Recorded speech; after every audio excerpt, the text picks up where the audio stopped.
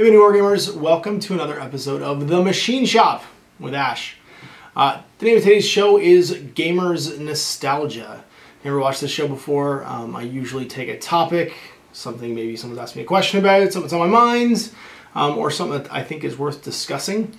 And I explore it in my Machine Shop videos. We usually talk about it maybe in two sort of segments, 2 points, try and bring up some stuff, and then we talk a little bit about what's on my painting table. So like I said, today's topic is gamer nostalgia. So what do I mean by that?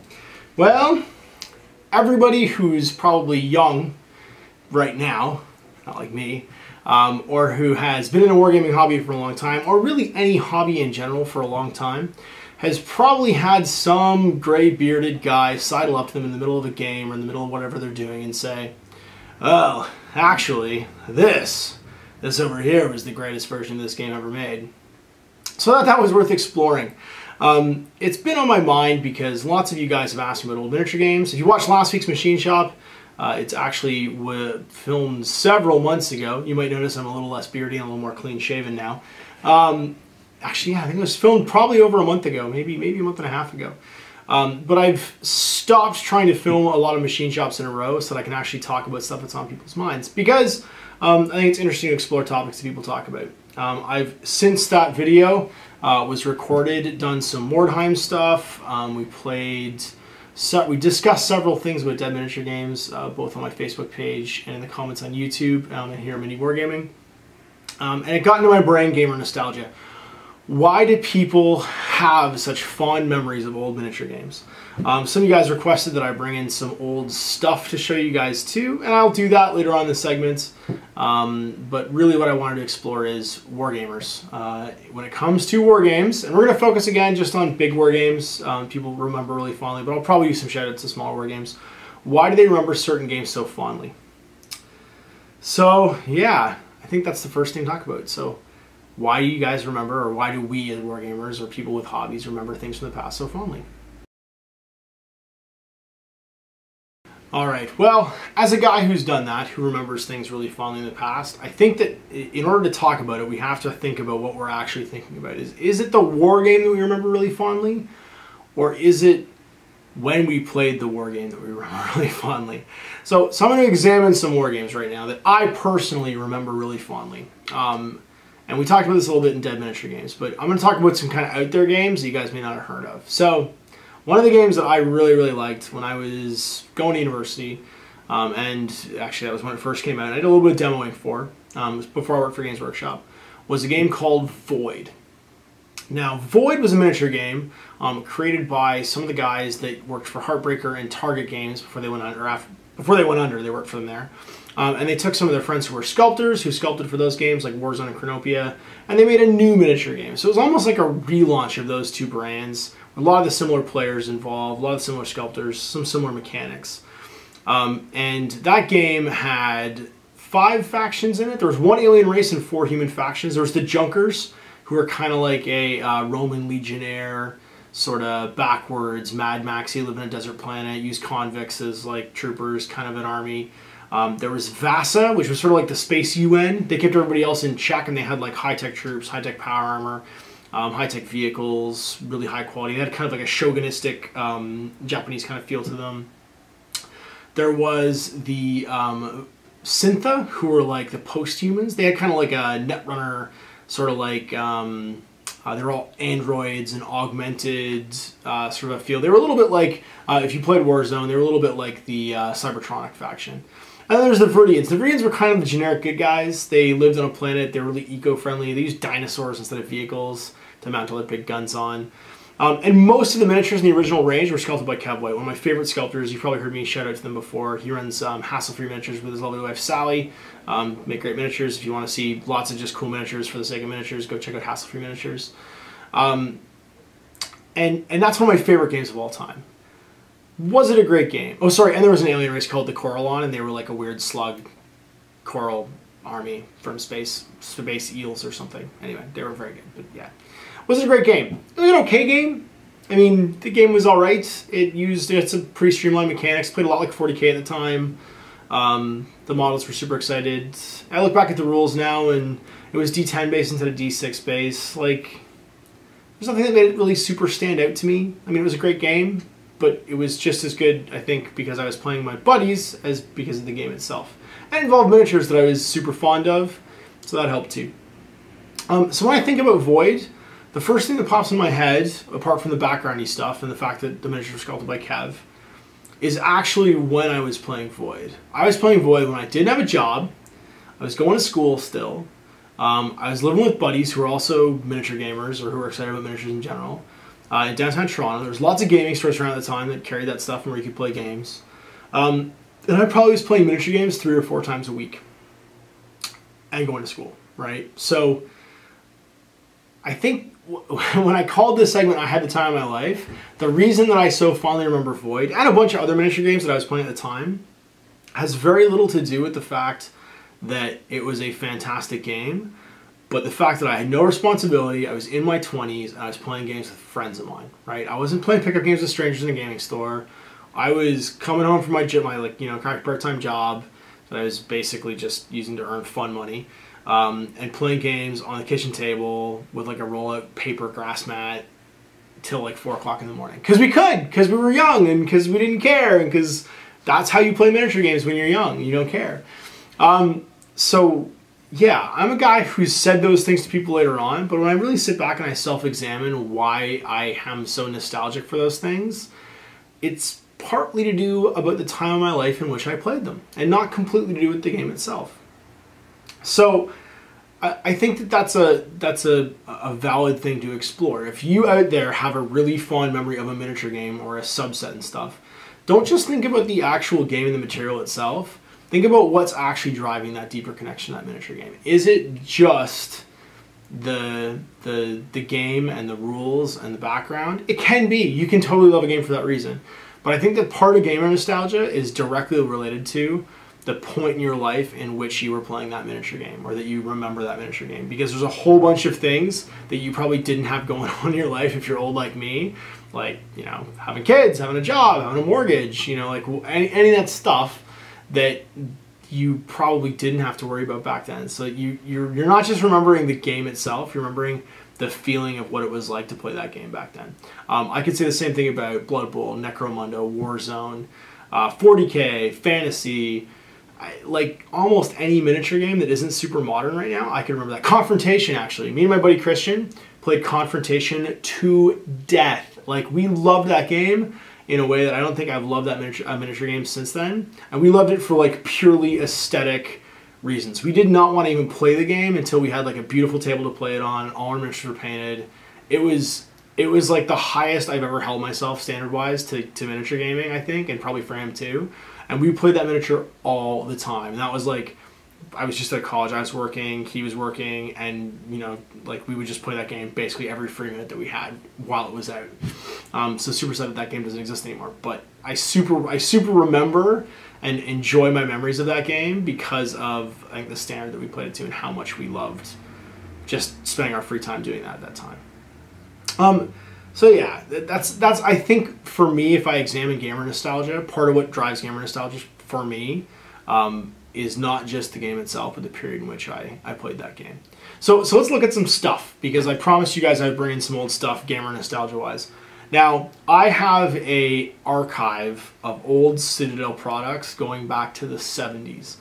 I'm kind of an amateur historian of Citadel miniatures and wargaming in general, and so I own some very old products. Some of these hold nostalgia for me, some of them don't. I'll talk to you ones that hold some nostalgia for me. So for instance, the first one I'm going to show you is my first edition copy of Warhammer. That's a first edition copy of Warhammer. This is the first version of this game ever to exist.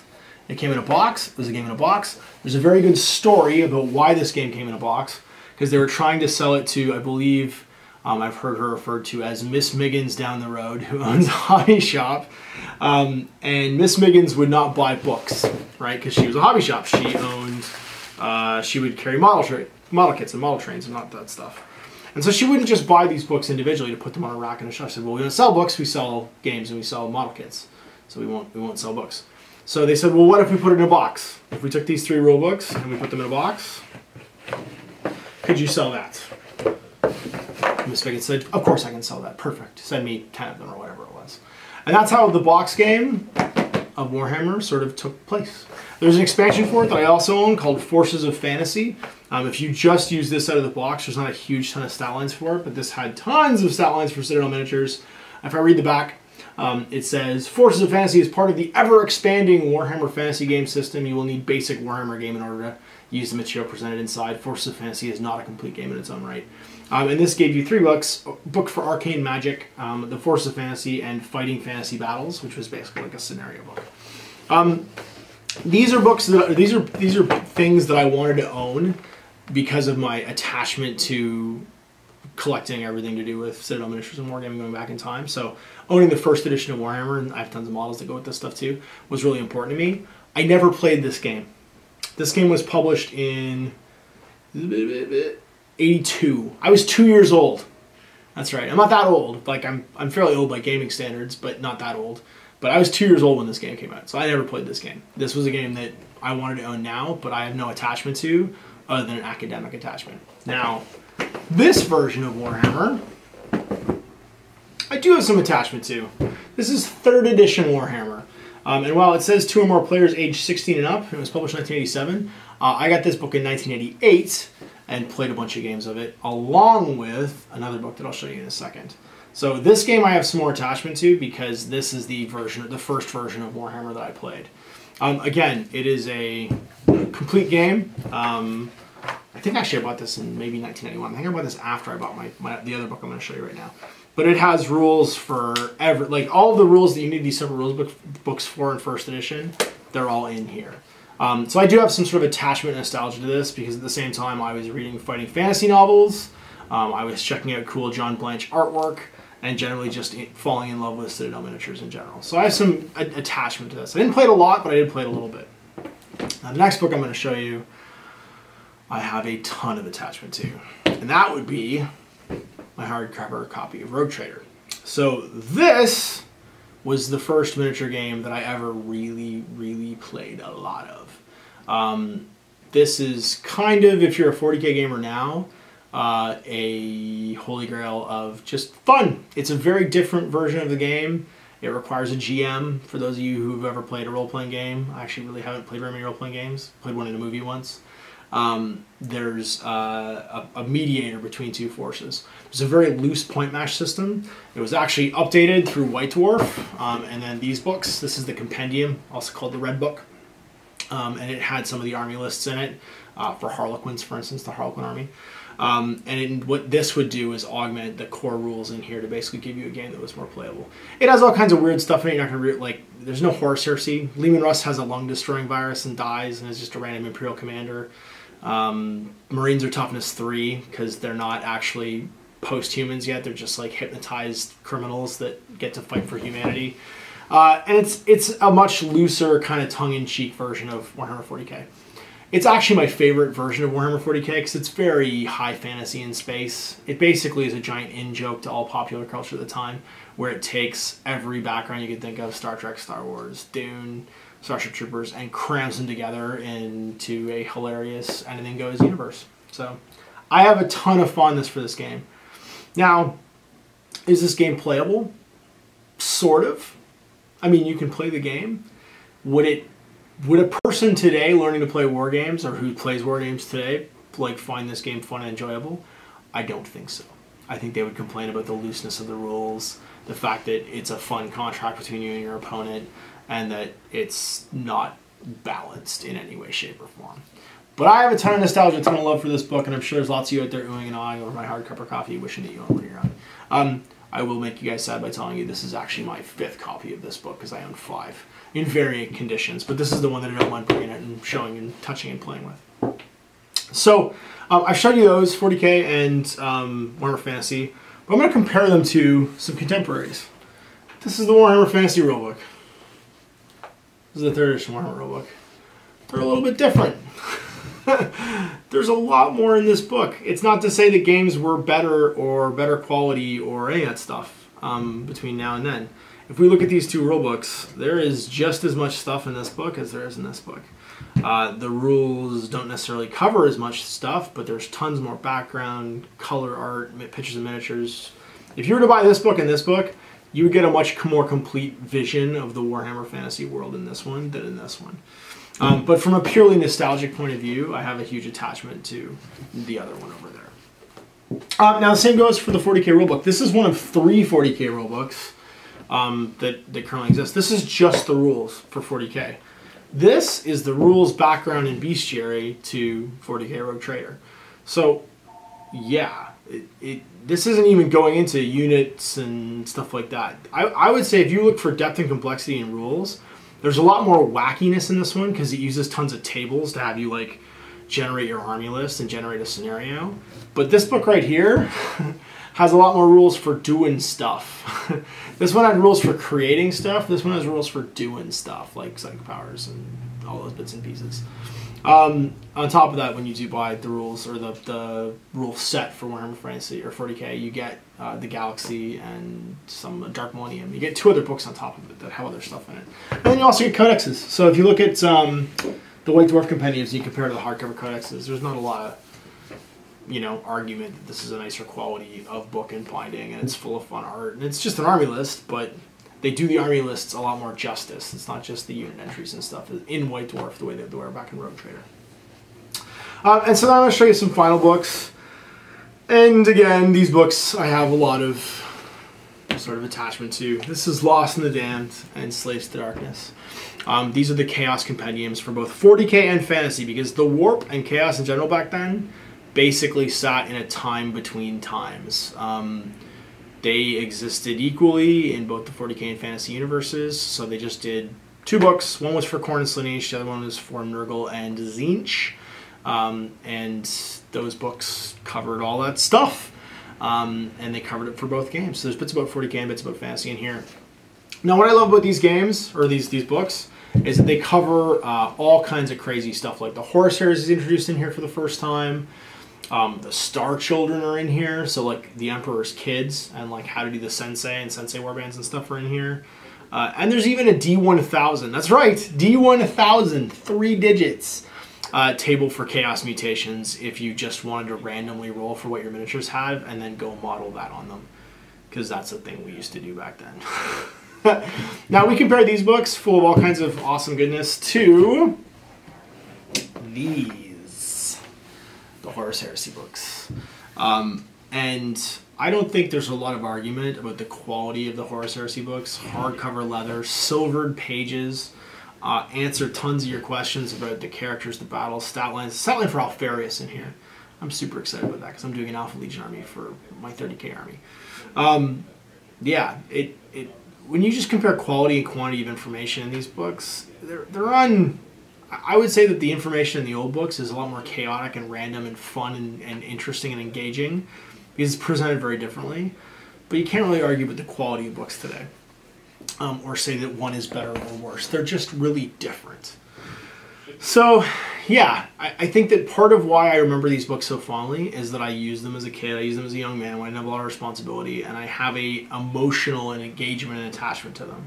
Empirically, are they better quality? Do they have more stuff in them? No, if you just compare them empirically to each other, I think that they are equally valuable and good. And in fact, I would say that today's printing and binding quality is much higher than it was back then. So there's a longish segment for segment number 1. I showed you some of my collectibles, like this much of my collectible stuff, just some books that I happen to have here in the office. And let's talk about the part 2, which is the kids today. Well, you see, the kids today, they listen to the rap music and it gives them the brain damage. Well, joking aside, the kids today playing war games, I think, interestingly enough, have a fascination with what came before. The same way that video gamers have a fascination with what came before. The same way that there's a resurgence of like handheld platformer video games like the Mario series, or people going and exploring through subscription business or online old arcade games, or old even pre 8-bit things like Pong. And there's this huge article I've been reading about guys going to the desert to dig up old ET cartridges. Because that was the thing. Because they took such a loss in the video game, the 2600 video game, that they buried them out in the desert and then people had to go find them like it was the Holy Grail. I think that there's a fascination between both the people who remember those games with some nostalgia and the people who never played those games, trying to find out about them in order to feel a larger connection to the wargaming community. So I think that's the second thing that's kind of interesting to talk about is young people and their fascination, or young wargamers, or even just hobbyists in general, and their fascination with what came before. So, what came before? Well, in game terms, part of, I think, what really drove people to be fascinated about the prehistory of certain miniature games, so like older editions of Warzone, older editions of 40K, older editions of Fantasy, was they felt like there was something maybe they were missing in their edition. That was really true before Games Workshop started fleshing out the Horus Heresy, where you had to kind of sift backwards through old books to know about the larger picture of things like the Horus Heresy and the Star Children and Chaos. These books used to go for a ton, I think they still go for a ton of money, but they used to go for a ton of money on eBay simply because they had the most information about that long ago, that sort of like prehistory of like the 40K universe. And people love sifting through that stuff. If we go back to talking about that hobby pie thing that I've talked about in the past, where people have different fascinations in their hobby or facets of their hobby that they're more interested in others, the people that are really sort of keen on the background and the intellectual property surrounding miniature games, they love old stuff because it's just like, it's like archaeology. It's an additional layer of information to dig back through to kind of be in the know and have a bigger picture on that universe. So like, I happen to know that the Ultramarines used to have a half Eldar chief librarian. That's hard to say fast. Half Eldar chief librarian. Yeah, they did. In that red book, there's all kinds of stuff about him. That's a real thing. That happened. But is that in the background anymore? Of course it isn't. There's no half Eldar fighting for the Imperium. I mean, that guy get burned at the stake like 3 minutes after he put on blue power armor. They would just completely get rid of it. This never happened. But that's the reality of an evolving sort of like landscape. Everything was true at some point, even the disinformation. It was all true. It was all real. It all happened. And we're not kind of an evolving IP landscape of what was real, what's new, what's currently official, what used to be official. So, yeah, I think there's a fascination with what came before. The same way people who are interested in video game design will go back and pour through things like Donkey Kong Country to find out why it was so successful. Why were people completely fascinated with finding these Donkey Kong coins? These little coins that were hidden all over levels that you could find and collect. What was it that drove people to think that that was so cool and find that so interesting? You find that in new Halo games where you have to find skulls or you have to find X or Y widget hidden throughout the game. Bobbleheads in Fallout. People love, there's a completionist thing in people that they love to go and do things. And by examining the past, you kind of get to populate the future. So I think we're seeing that more and more, even in game design, where we're going back to a wackier sort of landscape in certain games. For instance, in this current edition of Warhammer 40K, they've reintroduced allies, right? That's 2 editions ago now, but that was gone for a long time. You couldn't take allies. Some Imperial units would kind of fight for different armies, but for the most part, you couldn't cross-pollinate miniature ranges.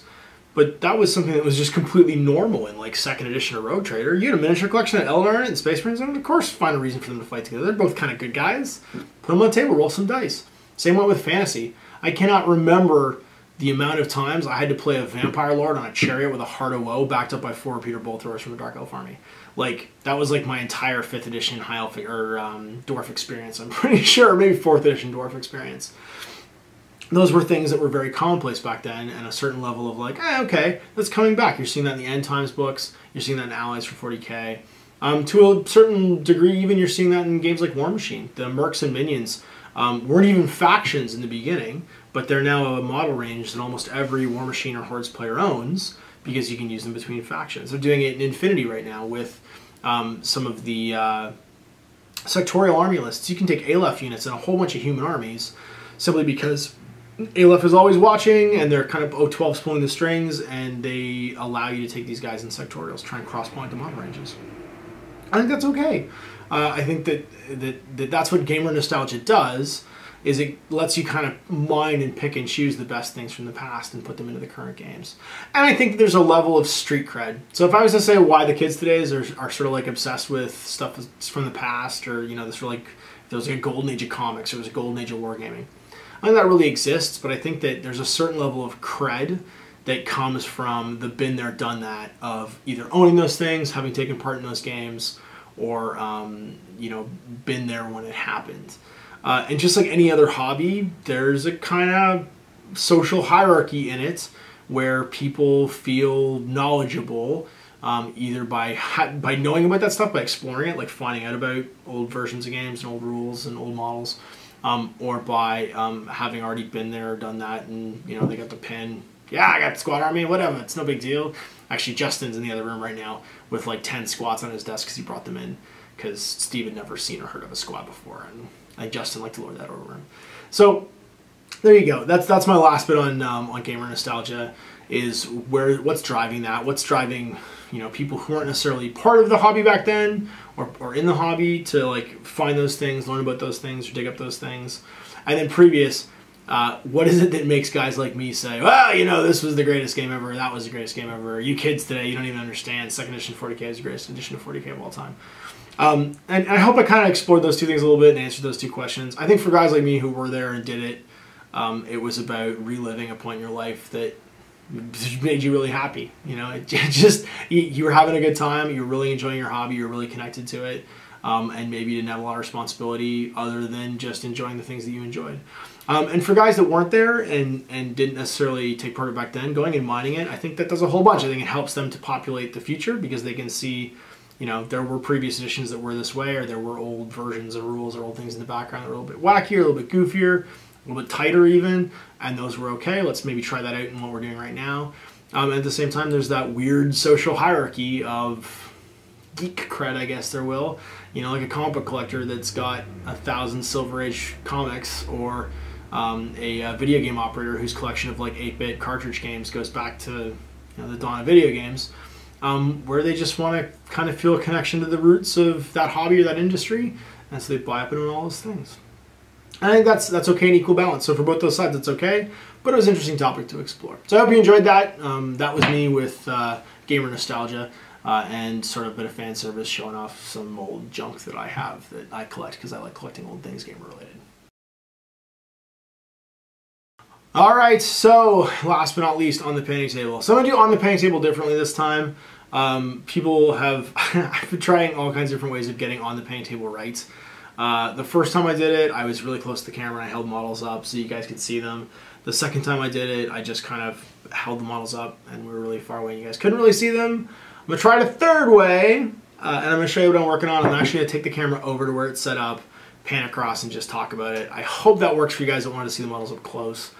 I'm also going to try something a little bit more different. I'm going to do some bonus content. Some of you guys have been asking me about showcasing some of my armies and doing a little army spotlight. So I'm going to do that as well. It's not going to be on the painting table. It's going to be in the vault. And I'll talk about that more at the end. So here we go. Let's go see what's on my painting table. Alright, so first things first, on my painting table I have some ogres, because I listen. Lots of people have been telling me I need to paint a battle standard bearer. So I built my battle standard bearer. I built him out of bits from the Mournfang. So this is a Mournfang standard. You can see it's a dragon hide banner with a dragon skull attached to it. And then just regular ogre bull bits and some heavy armor and sort of great weapony, swordy, thingy, killamajig bits from the Mournfangs. He's up on a rock, just makes him look kind of special, and he'll be featured in some future games. So if you guys do watch Old World Wars, I'm sure you'll see a lot of this guy because he's awesome, and the Rune Moss standard that I can give him is awesome too.